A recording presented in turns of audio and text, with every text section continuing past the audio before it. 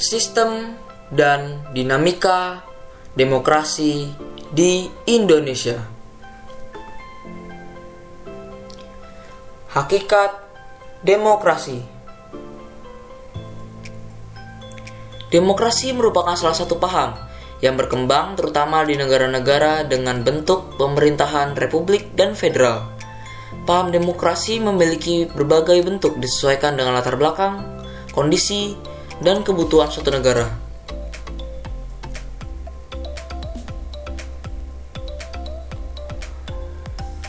Pengertian demokrasi. Istilah demokrasi pada awalnya berasal dari wilayah Yunani kuno di abad ke-5 sebelum Masehi. Secara etimologis, kata demokrasi berasal dari bahasa Yunani, demos yang berarti masyarakat atau rakyat, dan krotos yang berarti aturan atau kekuasaan. Jadi, demokrasi berarti kekuasaan di tangan rakyat, atau yang lebih kita kenal sebagai pemerintahan dari rakyat, oleh rakyat, dan untuk rakyat.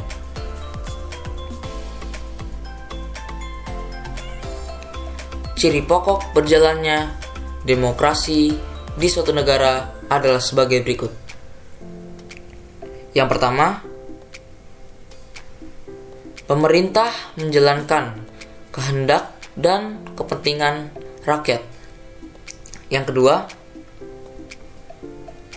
adanya pemisahan dan pembagian kekuasaan pemerintah. Dan yang ketiga, adanya mekanisme tanggung jawab pemerintah. Kriteria yang dapat digunakan untuk menentukan situasi demokratis dalam kehidupan masyarakat. Yang pertama, kekuasaan. Pemerintah yang demokratis erat kaitannya dengan pelaksanaan kekuasaan. Yang kedua, keadilan. Adanya perlakuan yang sama di depan hukum bagi setiap warga negara. Yang ketiga, kesejahteraan. Adanya kesempatan yang sama untuk menikmati hasil pembangunan dan penghidupan yang layak. Yang keempat, peradaban.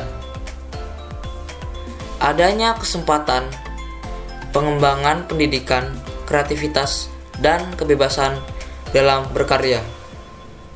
Yang kelima, afeksi.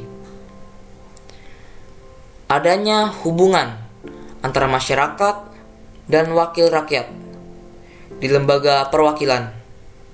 Dan yang keenam, keamanan. Adanya jaminan keamanan dan keselamatan bagi seluruh warga negara dalam kehidupan. Cara penyampaian pendapat pada demokrasi dapat dibedakan sebagai berikut. Yang pertama, demokrasi langsung. Dalam demokrasi langsung, rakyat langsung menyalurkan kehendaknya tanpa adanya perwakilan. Yang kedua, demokrasi tidak langsung atau perwakilan. Dalam demokrasi tidak langsung atau perwakilan, rakyat memilih wakil-wakilnya sebagai pemegang kehendak rakyat. Jadi, dalam demokrasi tidak langsung, rakyat adalah pemegang kekuasaan tertinggi.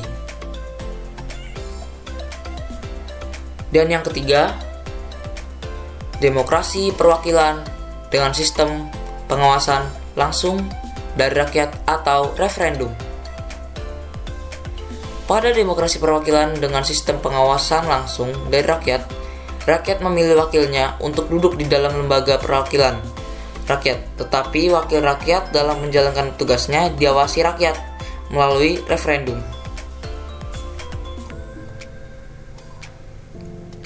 Berdasarkan titik beratnya, demokrasi dibedakan sebagai berikut. Yang pertama, demokrasi formal. Demokrasi formal adalah demokrasi yang menjunjung tinggi persamaan dalam bidang politik tanpa mengurangi atau menghilangkan kesenjangan dalam bidang ekonomi. Yang kedua, demokrasi material. Demokrasi material adalah demokrasi yang memandang manusia mempunyai kesamaan dalam bidang sosial ekonomi sehingga persamaan bidang politik tidak menjadi prioritas. Dan yang ketiga, demokrasi campuran. Demokrasi campuran atau demokrasi gabungan adalah jenis demokrasi campuran dari demokrasi formal dan material. Ciri-ciri demokrasi.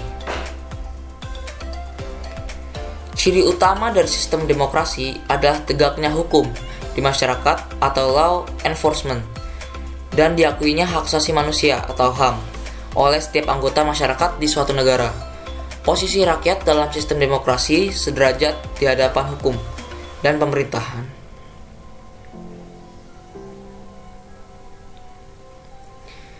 Prinsip-prinsip demokrasi di Indonesia. Menurut Ahmad Sanusi pada tahun 2006, terdapat 10 pilar demokrasi konstitusional Indonesia menurut Pancasila dan UUD Negara Republik Indonesia tahun 1945, yaitu sebagai berikut. Yang pertama, demokrasi yang berketuhanan yang Maha Esa. Yang kedua, demokrasi dengan kecerdasan. Yang ketiga, demokrasi yang berkedaulatan rakyat. Yang keempat, demokrasi dengan rule of law. Yang kelima, dengan pemisahan kekuasaan negara. Yang keenam, demokrasi dengan hak asasi manusia. Yang ketujuh, demokrasi dengan pengadilan yang merdeka. Yang ke-8, demokrasi dengan otonomi daerah. Yang ke-9, demokrasi dengan kemakmuran. Dan yang ke-10, demokrasi yang berkeadilan sosial.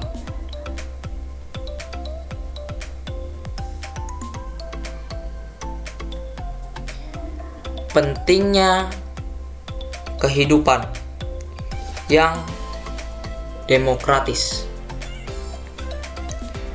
Penting kehidupan demokratis antara lain dapat meningkatkan keamanan, ketertiban masyarakat sebab dengan terwujudnya kehidupan demokratis, semua warga masyarakat puas, tidak ada yang memiliki rasa dendam dan benci terhadap warga masyarakat lain.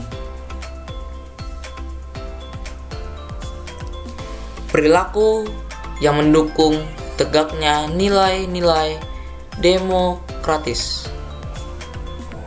Yang pertama, menjunjung tinggi persamaan. Yang kedua, menjaga keseimbangan antara hak dan kewajiban. Yang ketiga, membudayakan sikap bijak dan adil. Yang keempat, membiasakan musyawarah dan mufakat dalam mengambil keputusan. Yang kelima, mengutamakan persatuan dan kesatuan nasional.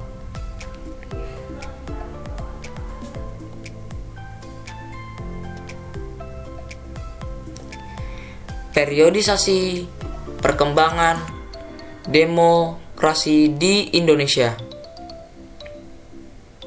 Yang pertama, demokrasi liberal. Pada tanggal 17 Agustus 1950 hingga 5 Juli 1959. Demokrasi liberal dilaksanakan setelah dikeluarkannya maklumat pemerintah 14 November 1945. Dalam sistem ini, kepala pemerintahan dipimpin oleh seorang Perdana Menteri. Perdana Menteri dan menteri-menteri dalam kabinet diangkat dan diberhentikan serta bertanggung jawab kepada parlemen dan presiden menjabat sebagai kepala negara. Yang kedua, demokrasi terpimpin. Pada tanggal 5 Juli 1959 hingga 1965. Selama masa demokrasi liberal rakyat, Indonesia sadar bahwa sistem demokrasi liberal tidak cocok dengan sistem politik Indonesia. Ketidakcocokan dapat dilihat dari dua hal berikut.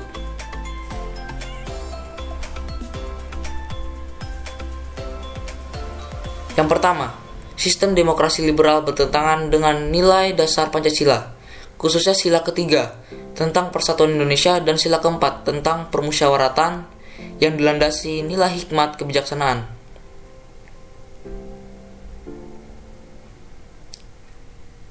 Yang kedua, ketidakmampuan konstituante untuk menyelesaikan masalah-masalah kenegaraan, khususnya pengambilan keputusan mengenai UUD NRI tahun 1945 sehingga sangat tidak menguntungkan bagi negara Indonesia.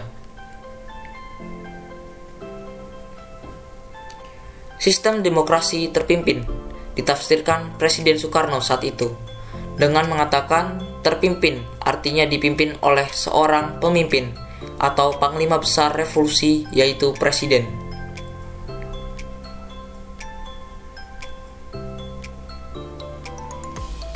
Yang ketiga, demokrasi Pancasila dan Orde Baru pada tanggal 1966 hingga 1998. Orde Baru berkeinginan melaksanakan Pancasila dan UUD NRI tahun 1945 secara murni dan konsekuen sebagai kritik terhadap Orde Lama yang dianggap telah menyimpang dari Pancasila. Sistem politik baru yang digunakan diberi nama demokrasi konstitusional atau demokrasi Pancasila yang berdasarkan pada Pancasila dan UUD NRI tahun 1945. Penyimpangan terhadap Pancasila tersebut antara lain: yang pertama, munculnya gerakan yang hendak mengganti Pancasila dengan ideologi lain, contohnya pemberontakan PKI. Yang kedua, Pancasila sebagai dasar negara diarahkan implementasinya ke arah ideologi liberal yang pada akhirnya tidak menjamin adanya stabilitas pemerintahan. Yang ketiga, kekuasaan pribadi Presiden Soekarno menyimpang dari demokrasi terpimpin yang dijiwai nilai-nilai Pancasila. Akibatnya Presiden menjadi otoriter, menggabungkan nasionalis, komunis, dan agama, serta menjadikan diri sebagai presiden seumur hidup. Yang keempat, demokrasi era reformasi. Demokrasi pasca reformasi merupakan salah satu reaksi terhadap pemerintahan Orde Baru yang dianggap telah menyimpang dari tujuan dan cita-cita demokrasi Pancasila. Era reformasi berlangsung dari tahun 1998 sampai dengan saat itu, atau sering disebut Orde Transisi Demokrasi Pancasila. Penyimpangan terhadap Pancasila tersebut antara lain: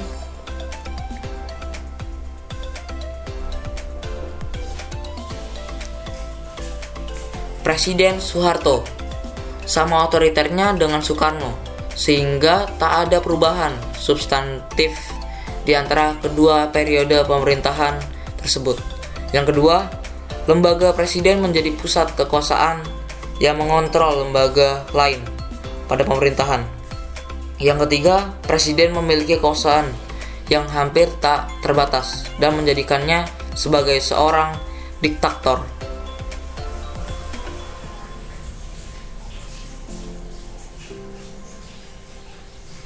Mungkin itu saja penjelasan yang saya lakukan. Mohon maaf apabila ada kata-kata yang kurang berkenan atau kurang lengkap. Sekian dan terima kasih.